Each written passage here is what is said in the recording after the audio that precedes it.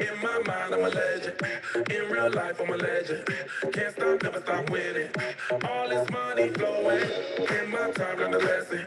They don't like when I'm living, but I can't stop, can't be finished. You already know it. Top of the tennis, top 10 in the tennis. My tests are so tennis. My talents, what did it? No less than a living legend. I'm sick to a land from a like a religion. You feel me? Like when I I have been in my mind this week, this month, like you freaking name it. It has been a crazy couple of weeks.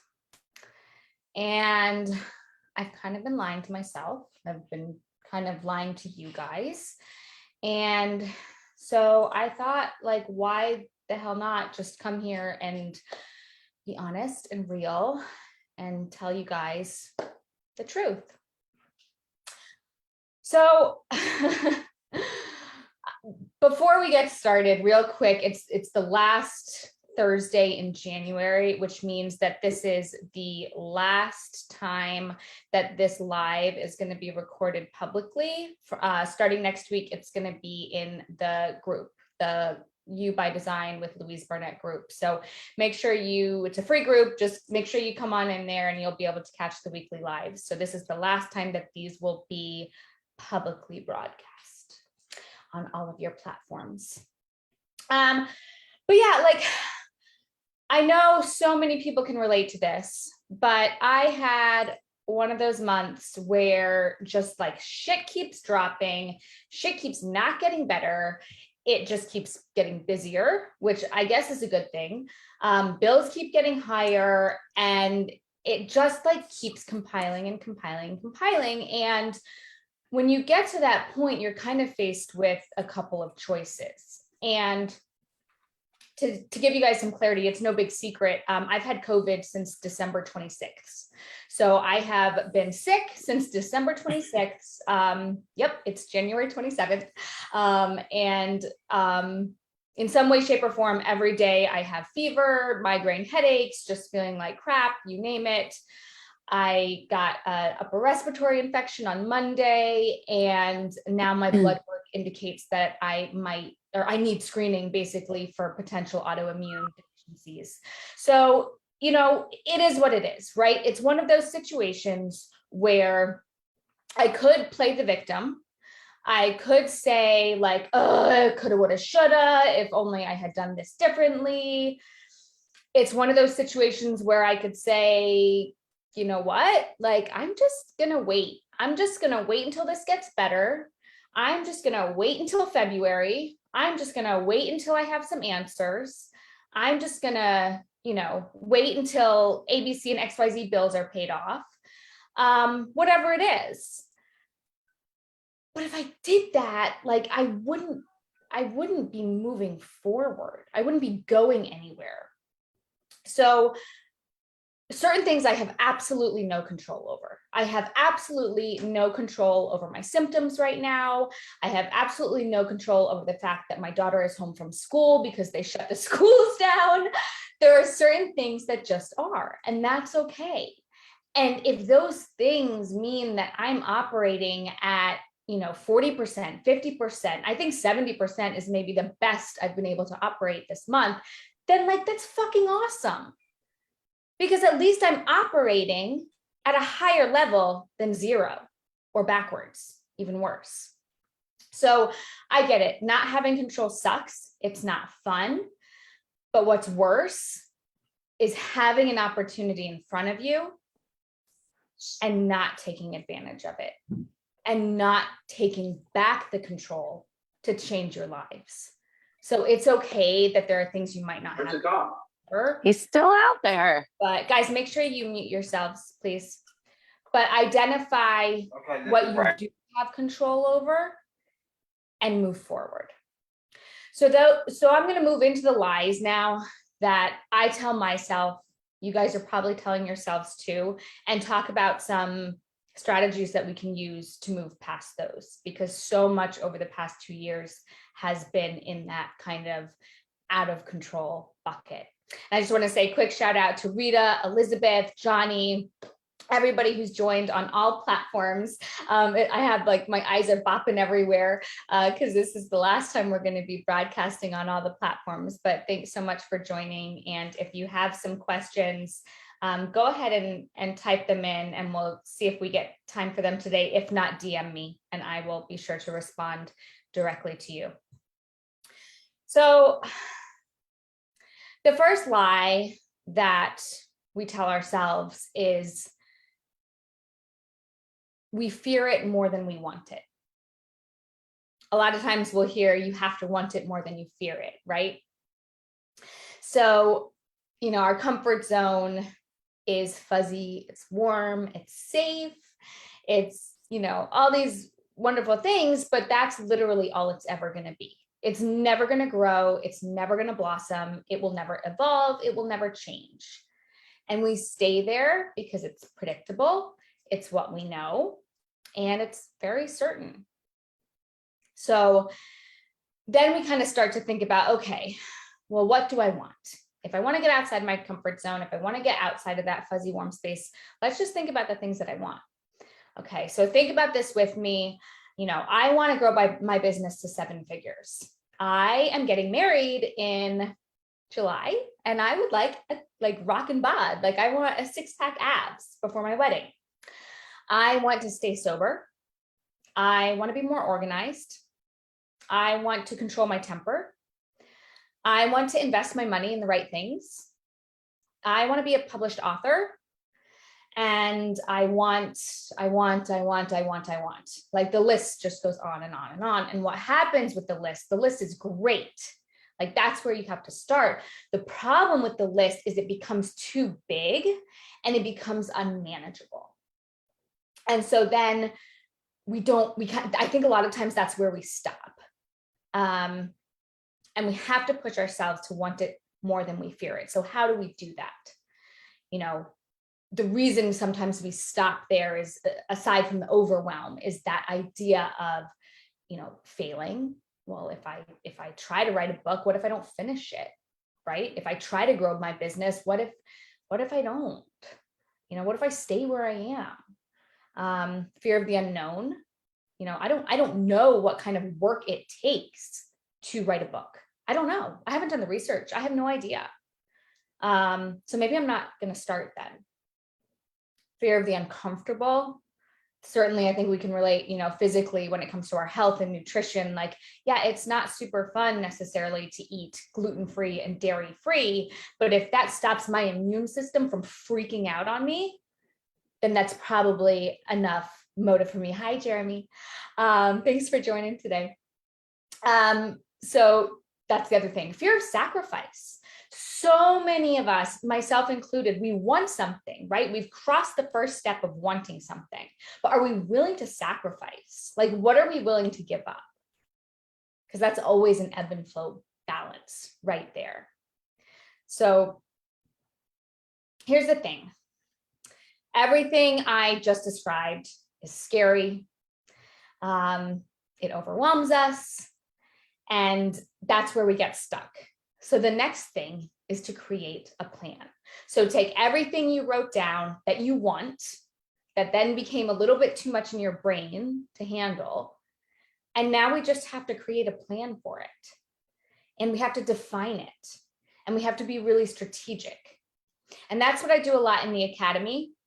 The second session is launching February 16th. It's a Wednesday, and I have a half off lifetime one-time payment kind of deal going on right now.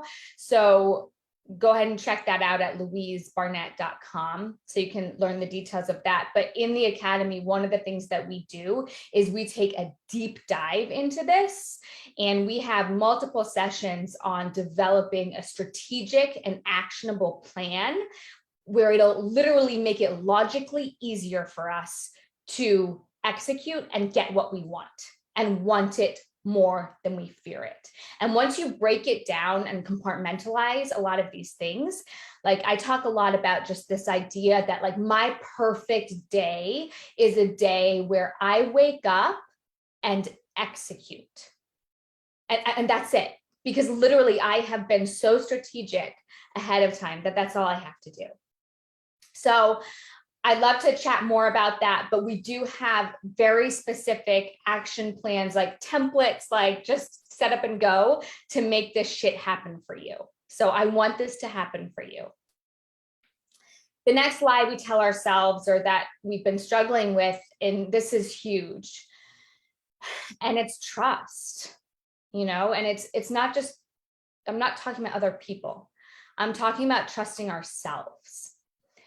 And not trusting ourselves can look like self-doubt. It can look like indecisiveness.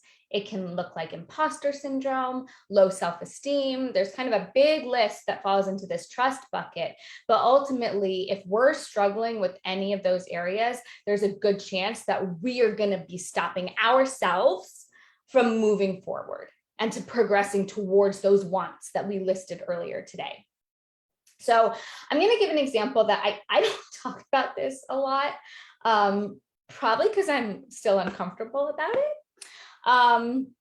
But for me, like when I was kind of brainstorming today's session and this whole idea of trust and trusting yourself, for me, what really stuck out a lot is how trusting myself manifested my relationships with men.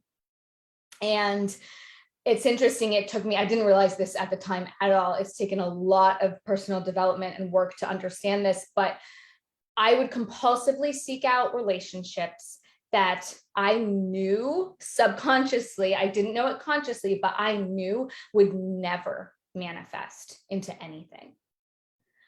So, you know, choosing unavailable men, I would like constantly, I live in Dallas, Texas, and I would, you know, have long-term relationships with men in New Jersey, or long-term relationships with men in Arizona who are 20 years my senior, who most likely want nothing to do with my 8-year-old daughter. But I would literally self-sabotage. That's essentially what I was doing. I would put myself in these situations because I didn't trust myself deep down that somebody could love me for everything that I am. I have bipolar. I have problems with alcohol. I'm a very passionate human being. I was a single mom. I didn't think anybody would want to touch that with a 10-foot pole, right? So I very subconsciously put myself in situations where I could stay safe, but it didn't do anything for me. And a lot of times when we don't trust ourselves, you know, it's because we're dwelling on the past. So we're defining ourselves from who we were, you know, 10 years ago, 5 years ago. We're concerned about the future. You know, I had huge concerns about what would come out from under the carpet when I started seriously dating and being in a relationship with somebody. Huge concerns about what they would see, the real me, right? I was terrified that somebody would see the real me and had no faith that they would love me because I didn't trust myself. Perfectionism. You know, if he doesn't love me, well, then maybe I'm just not lovable, right? Trusting your own emotions, trusting that they're okay, trusting that when I have my highs and when I have my lows, that that's still lovable. And those are real emotions. Reassurance seeking. A lot of us seek external validation for any of these decisions that we're making. We don't trust ourselves to be making the best decisions for ourselves. So many people I talk to do not trust themselves to invest in themselves. They need to talk to a spouse or a family member or somebody else and really ask yourself why. And most likely it's because you don't trust yourself. Ignoring curiosity. This one's really interesting to me. Like, I think sometimes we get that twinge of curiosity where our lives might go, but because we don't trust ourselves, we kind of shut it down and we hide it and we put it on a shelf for later. We don't even want to look that way because we're not really sure we want to see what is behind that door. And if we just could open that door and just look at that curiosity, things could change dramatically. So the action steps here, and again, this is stuff we do in the academy. If you want to trust yourself more, so if any of this you've identified with, and it doesn't have to be relationship, it doesn't have to be sobriety, each of us has our own unique journey. But if any of this resonated with you, if you want to trust yourself more, first, we have to identify the habits in our life that are interfering with the self-trust and work to eliminate them one at a time. So that's what we do in the academy. We literally, I have 20 years of like corporate America experience. So everything I do is very like Excel grid oriented, if that makes sense. But we literally just break it down. We break it down one by one, step by step, and identify the habits and come up with strategies, because we can rewire our brain. It's pretty fucking cool, if I'm being honest, to eliminate them and then develop the self-trust. And I say I'm getting married this July, but it's a celebration of our wedding. We got married, hashtag COVID kind of ruined our plans, but I am in the best relationship, the one and only best relationship I've ever had in my life. And it's because I finally did the work to understand who I was and trust everything that I was. And he's been along for the ride. The last two are, this is a phrase, I don't know actually where it's from. I think it's from the early 1900s, but it's called waiting for the other shoe to drop. And this can be interpreted a number of ways. The way that I interpreted it and wanted to apply it to sort of our conversation today is this idea that a lot of times we are resistant to change or getting outside of our comfort zone or making an investment in ourselves because we're waiting for some kind of inevitable event. Like, okay, well, I'm not going to start today because I really want my daughter to be, back in school, or, I don't want to wait for today because my husband's really struggling at work. So like when he's doing better at work, then I think that's a better time for me. These kind of like contingencies, I guess would be a good word for it. Which, to be honest, is a fucking excuse. Like, I'm just going to like name drop what it is. It's an excuse. A lot of times people are waiting for something negative to happen. This ties really well into the self-trust, and is this idea that, okay, so I've had COVID, I had upper respiratory infection, now I might have autoimmune disease, like, I'm just going to wait for that diagnosis. I'm just going to wait for someone to tell me that I'm fucking unhealthy for the rest of my life to, even think about doing anything. Or like this idea that like, well, it's bad right now. So like, obviously what's coming next is just going to be even worse. So what's even the point? I don't know if anybody's ever felt that way. I've felt that way. I've definitely felt that way over the past month. 100%. I've had definitely a few moments of just like pulling my hair out and not being happy with the world. But a moment is okay, but it's what we choose to do after the moment. I've heard from clients and prospective clients this idea that, this is kind of drastic, but it's actually almost a direct quote. Like, I feel like I'm going to die by the time I'm 30. I'm a complete mess. So, what's the point? So we put, it's almost worse than something bad happening. It's like that, extra piece. And again, kind of goes like, I'm at the point of no return. So what's the point?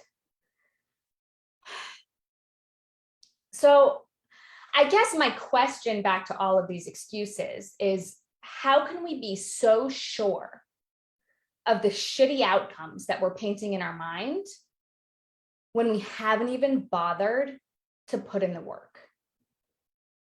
How can we be so sure? Nobody knows. Nobody knows. And what do we have to lose by just putting in the work? And by that, I mean the 1% work, right? I'm not talking about changing your life overnight. The last one is like getting me up on my high horse because I get really excited and passionate about this. But the last lie that we tell to ourselves is that we're too focused on the end goal.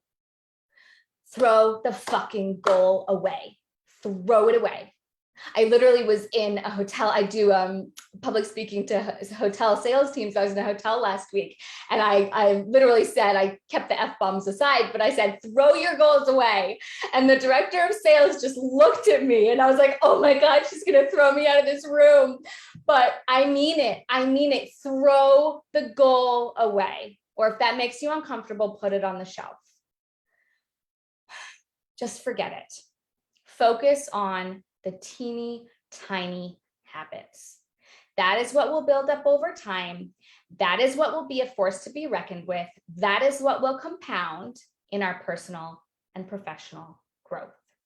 They make a huge difference. So it's easy to underestimate like what it can do, but it's literally this 1%. And I talk about this a lot. A lot of this is influenced by James Clear's work. So I'd like to pay him credit right now.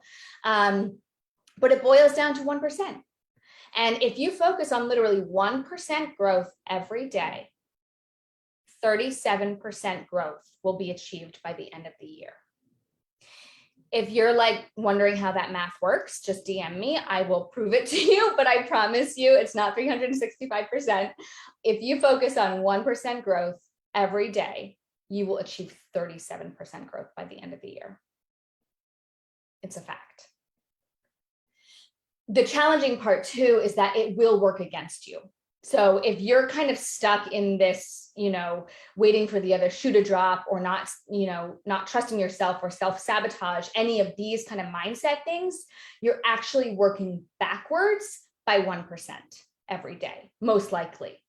So be very, very careful with the 1% rule, because while it's a game changer moving forward when we're intentional about it, if we're not focused on it, and this is the example that James gives in his book, like if you're flying from LA to New York City and you're off by 1%, guess where you're landing? You're landing in Washington, DC. So it can work against you. So you have to be very mindful, very intentional about it. This whole idea of 1% tiny habits. In the Academy, we do monthly tiny habit challenges, which are a lot of fun. And the group that is in the Academy, we all hold ourselves accountable to this. And so literally just simply by being there, you're guaranteed growth, like money back guaranteed growth. So it's pretty cool what the community is doing for each other in the group.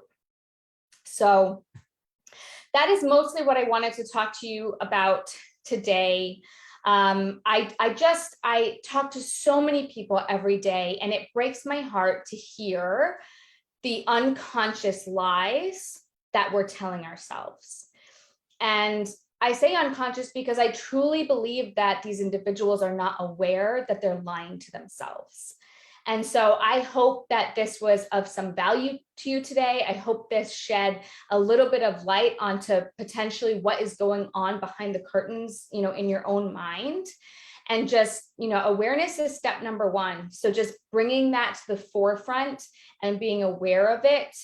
And I can, work with you, obviously, to implement in a much more strategic and organized fashion to get you where you need to be. But please DM me if you have any questions from today. The Academy starts February 16th. The special right now, I don't know when the special is going to run out, but right now it is just a one-time 50% off special, louisebarnett.com, that gets you lifetime access to the Academy. So I think you'd be crazy not to take advantage of it, and I would love to see you there. And other than that, we'll be doing these lives for free weekly in my Facebook group starting next week. So thank you, everybody who tuned in. I just love seeing your familiar faces and new faces, and stop lying to yourselves. All right. Bye, you guys.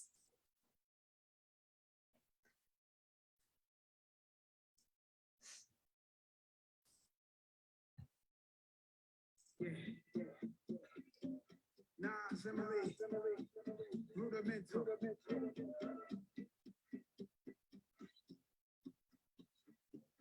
Just trying to find my way home.